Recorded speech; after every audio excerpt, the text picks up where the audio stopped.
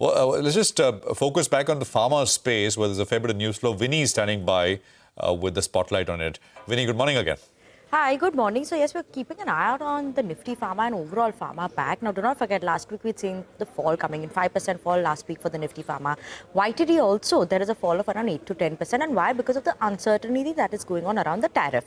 Now, the key triggers that we have are the announcements that came in over the weekend. One, obviously clarification that countries existing with trade deals with the US are exempt from the pharma tariffs, or that 100% which they've spoken about. So that's the clarification. So the deal of US and EU, that is a 15% tariff on pharma, right? So that is still in existence. Now that means that is a positive for Sun Pharma. They have a branded specialty portfolio that makes up to around 19% of their total sales, so some bit of that respite for them.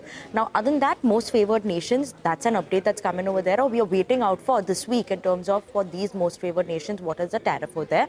China also said that it will remove 30% import duty on Indian pharma products, though we do not have much exposure in terms of export to China, but still, at least sentimentally, that is going to be positive as well.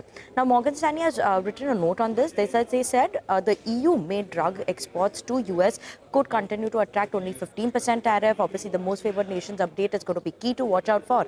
And China, which has reduced the 30% import duty for Indian pharma, is incrementally positive, though China is not highly competitive in terms for the export market for Indian companies, and they have their own generic players as well, though that will be positive for Dr Reddy's, given it has a larger EM share or China share as well.